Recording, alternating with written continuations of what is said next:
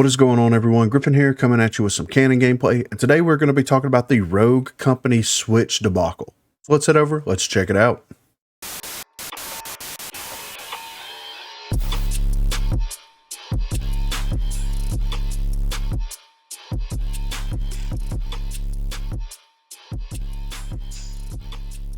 So there are a couple of things that I'm going to go through here. Going to talk about a couple of different interesting key points, but I think that this will be a very interesting take on the Switch perspective.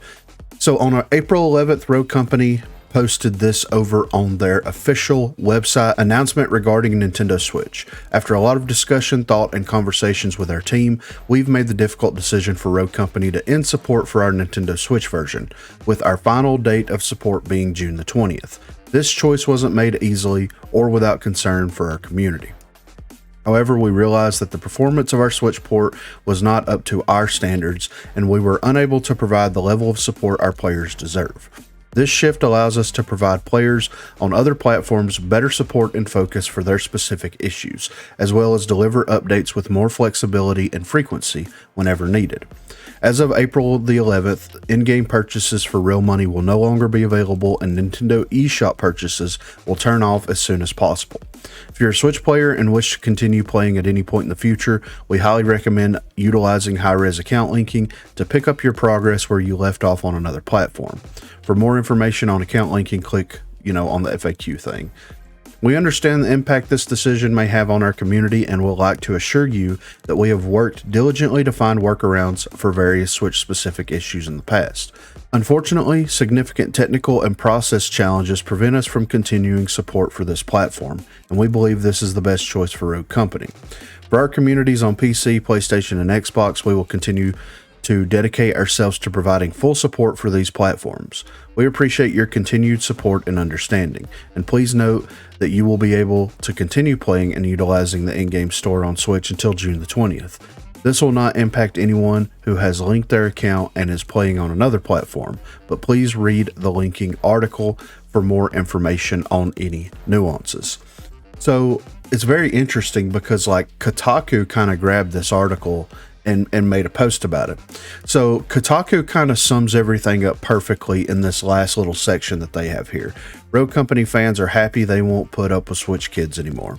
As you might expect, Rogue Company players who primarily played on Switch were upset and sad about the news. However, there were also a lot of players cheering the demise of this port, with many complaining that Switch players were the worst to team up with in matches. Some suggested it was because Switch players were mostly kids or younger gamers who weren't as skilled and could cause the teams to lose due to lack of experience.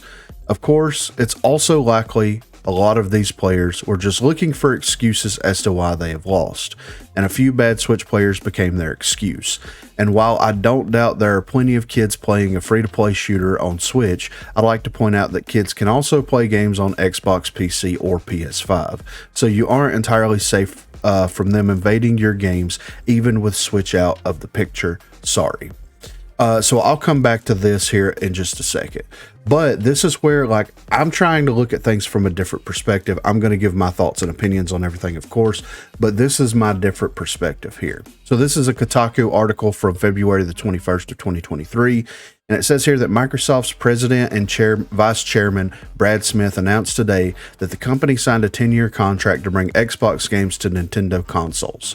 Smith took to Twitter to announce the binding contract, promising to drop Xbox games and Activision titles like Call of Duty on Nintendo hardware at the same time these games hit Xbox consoles. The news comes at Microsoft's roughly $69 billion acquisition of Activision Blizzard and is put under the magnifying glass by almost every regulator imaginable. So this was the tweet that Brad Smith put out. We've now signed a binding 10-year contract to bring Xbox games to Nintendo's gamers. This is just part of our commitment to bring Xbox games and Activision titles like Call of Duty to more players on more platforms. Okay, so some of you may be watching this video and saying, what does this mean? What does this have to do with anything? Well, let's cut over to a video that I made 1 month ago on February the 23rd or something like that, roughly around the same time that this article was printed, maybe a couple of days later. There was a survey that Hi-Rez put up. I think it was available in game, and of course the survey, like since I completed it and stuff, it's no longer available, but I have video footage of it here. And as you can see inside this survey, first page, thank you for taking time to fill out the survey. We would like to ask you about gaming subscription services. It should take 10 to 12 minutes to complete. Have you ever subscribed to any of these things? And then, you know, I go to the next page. The next page, which of the following gaming services would you subscribe to in the future? And then it's got an entire list of stuff. So why am I bringing all this stuff up? Why am I talking about this now? So whenever I made that video like a month ago, that only netted like 300 viewers. 327 views is all that it netted. And there was a handful of people that commented on it. And it really didn't gain any traction. And I said in that video, I was like, maybe they're looking at considering bringing the Rogue Company experience over to Game Pass, so that way Switch would have a better way to run the actual Rogue Company game. Now, whenever they announced this news for the Switch version, I didn't know anything about it until literally like 15 minutes before the article went up. There was a post that said, hey, this article's going up at midnight. Here's what the article says. This is what we're doing, blah, blah, blah, blah, blah. There was no reaction time. There was nothing. It was done. It was in the pipeline. It was what it was. Now, I understand from a developer's perspective is like you have specific limitations with the hardware with Switch. I understand that. I completely get, you know, the limitations that you have with Switch hardware. But at the same time, like, you should have never released the game on Switch if you had any ideas that the Switch, any doubts whatsoever, that the Switch wasn't going to be able to keep up with the competition. That was their first mistake that they made. And then there was, from what I understand, and I don't know everybody that works over at Hi-Rez, of course, there's nobody that specializes in like being able to smooth out the Rogue Company experience on Switch. Like, they haven't been able to smooth out the Rogue Company version for anything, like, whatsoever. And most importantly, not even Switch. And like, this is a big problem. You need people there that can specialize in like making these ports happen and then trying to give some type of consistency across the board. Whenever you have games out there, and this is the biggest argument that I've seen for the Switch players, whenever you have games out there like Apex, Fortnite, they're going to be bringing Call of Duty with this Game Pass thing over. Whenever you have these larger like battle royale games where it's like a very large map and there's 150 people, or you can play in these Fortnite custom matches where it's like 50 versus 50 on these smaller maps, and the Switch players can run it without any issue whatsoever. Like, there is a huge difference, I get it, between a AAA studio and a AA studio. I get that. You have to find these people that know how to do these things correctly and that can get in, make it happen, and get out. And that seems to be the biggest like falling point, other than like having an actual anti-cheat that does anything, other than servers. You don't have the correct people in place, in my opinion, at the gaming studio to do what needs to be done. If you had a competent team that knew what they were doing to manage this Switch port and to be able to go in there and make necessary changes just to optimize the game, then it would be fine. Everything would be fine. You could probably realistically run Rogue Company at 60 FPS on the Switch if someone that knew how the Switch hardware actually worked and knew how to optimize Unreal games to Switch actually worked for Hi-Rez and could actually get in there and pick it apart and do what needs to be done to make it happen. It's sad. I hate it for the Switch players because I know I've played with some incredible Switch players. Since I've been making videos, since I've been streaming, since I've been playing the game, I've played with and against some very incredible Switch players out there. And like the Kotaku article said, like, people are basing the fact that they're losing matches on two things, right? They're either playing with Switch players or they're playing against PC players. And that's what these people want to cling to. That's what they think is actually happening, when in reality, it's not. It's not happening at all. And that gets back into the crossplay issue, and that's a whole different topic that I'm not even going to address here. But at the end of the day, it's easy to blame Switch, just like it's easy to blame every PC player for cheating. You blame every Switch player for being bad, whether they're bad or not. You blame the entire community for being bad, and you blame the entire PC community for cheating, whether they're cheating or not. So it's a lose-lose situation from our perspective, because I'm a PC player, so I'm lumped into that group. It's a lose-lose situation from our perspective. And then whenever you play on Nintendo Switch, the perception is the game is inferior because it runs at a lower FPS. Okay, so technically, is that correct?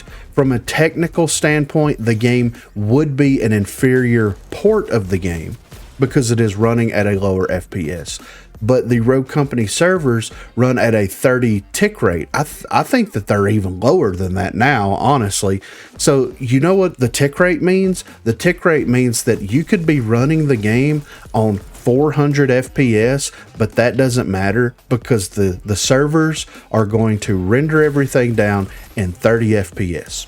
That's all that it means. So that means as long as you are capping at 30 FPS, then you are just as good and just as successful as literally everybody else that's playing the game, regardless if you're getting 150, 120, 60, whatever. That's just the way that it works. That's just the way that it is. Your FPS and the tick rate of the servers are directly correlated with one another. Just because you see someone move and it's a smoother experience and it looks more pleasant and it feels more pleasant doesn't mean that it's transmitting that data at the rate that you're seeing it. It's transmitting it at 30 FPS. And that's what it all comes down to. People don't know, people don't understand. They just think, oh, it runs at a lower FPS. They're inherently going to be worse at the game, when in reality, that's just not how it works. So I guess what I'm saying here is I hate it for the Switch players. I feel bad for the Switch players. I know that there is a very large, dedicated Switch player base that actually does try to enjoy this game on Switch, and they have had that ripped away from them. Not everybody has the luxury of playing this game on an Xbox or a PlayStation or a PC. Not everybody can afford those things. Not everybody is able to do that. And the Switch was a nice compromise for those players where they could experience and enjoy the games that they like to play on the go at home and be able to, relieve some stress. You barely have a handful of shooter games on the Switch as it is right now, and one more is getting removed from it. Now, on the other side of that, they are trying, the developers, since they don't have anybody in-house that really knows how to make the Switch port happen, and they're having to dump time and resources into making that happen, with them just completely shutting the Switch version of the game off, then that means that they're going to be able to pull those people to do other things. Now, I know that Switch has hardware limitations, and since they don't know how to optimize it correctly, then they have to design and develop specific game things around this box that the Nintendo Switch lives in. It's not the Switch's hardware's fault. It's not the Switch itself. It's the fact that no one knows how to optimize anything for the Switch over at high res. Therefore, they live and exist to where they have to balance everything and try to make everything work inside of a vacuum so that it doesn't cause the Switch version to crash. That's all they're doing. Whenever they're developing something new, 6v6 for example, you run 6v6, right? And you don't run it on Switch, instead of taking the time to dig into it and see why it's not running on Switch, trying to make the necessary changes that you need to make it run on Switch, to be able to make it more efficient on Switch, they're just going to disable it on Switch. So like the Switch has been receiving a Rogue Company Lite experience ever since it was released, and they started adding these other things into it. And now the handcuffs are coming off of the developers to where maybe now this will expand into bigger and better things, because they don't know how to make the performance on Switch better for Rogue Company. They don't have anybody on hand to do that. They don't want to take the time to learn it. It just is what it is. Hopefully, silver lining is they remove it off of Switch. Once this Microsoft Nintendo deal is finalized and they get Game Pass actually on the Switch, then if I was one of the people at Rogue Company, I would make the Rogue Company IP available on Game Pass and allow people on Switch, if they want to play it, they're gonna have to pay a subscription service. but at least they're going to get a comparable Xbox, like a new version Xbox experience, actually on the Switch. We'll see what happens. I hate it. It sucks for them. I understand where the developers are coming from to a specific degree. I think they went about it the wrong way. Instead of hiring someone that specializes in it, they did absolutely the opposite of that and just dropped the support. I think they could have done more. I think they could have done better. But at the end of the day, it's a AA studio. What can you do? But be sure to let me know what you think in the comments down below. I know that a lot of people, and this is all I'm going to say, I know people are going to write comments that says, oh, I'm glad Switch players aren't going to be in my lobbies anymore, blah, blah, blah, blah. Okay, that's fine. Just be respectful. Just be respectful, because it's already a bad blow to the Switch players, and then you're going to insult the entire Switch player base. Like, that's bad. Like, do not insult the entire Switch player base. Please. Just, if you're glad that it's going away, let me know that you're glad. Let me know why you're glad. Give me specific examples instead of like Switch players play like bots, whatever. I want to hear specific examples. I don't want anybody insulting. We already got enough people that insult it. So anyway, be sure to hit that description down below for links to Facebook, Discord, and Twitter. Those are the places to contact me. If you haven't already, please be sure to like and subscribe to the channel. If you've already subscribed to the channel, then consider hitting that join button to become one of the 256 crew members. Lastly, on Thursdays from 8 until 11 p.m. Central Time, Sundays from 10 a.m. until we get tired, I will be streaming here on YouTube. So if you're interested and available, please feel free to stop by and say hello there. Thanks for watching, guys.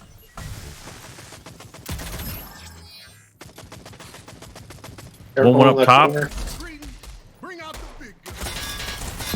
What? He's in this. Oh my god. Oh.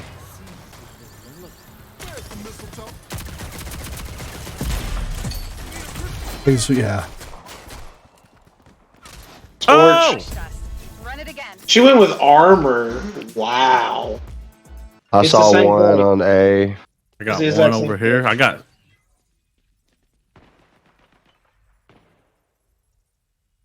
I'm with you. I'm with you, Derek. There's two over here with us. Mm. She went Where under. did she go? Okay. Went under. I mean to hurt you, buddy. Is that above us? It was. Oh! Kill it! I'm trying to get his leg. What the fuck? Oh my god. Oh, Whoa! hold on. Right I here. got reload. Fuck! This one. I got reload so bad. Nope. I got a That's drone just over all here. cool. Yeah, I got chalk over Two here taking drones once. on A. I took saw two. Scorch's Yeah, here they come. shit. Y'all see Lancer? Yep, over here. Yeah. It's the whole goddamn team. I'm fucking dead as fuck. Oh, No, I'm not. Oh. They're We're gonna reviving out there? get reloaded. I'm getting flashed. We're Fuck. flashed. Help! Whip his leg. Oh, fucking one tap, dude. Right here. He's charging up. Finish him. Finish him. Let's go. She's in front of me right here. Let's go. Yep. I'm going to roll out of the Let's way. go. She dropped down. She went down. Yeah, she went down.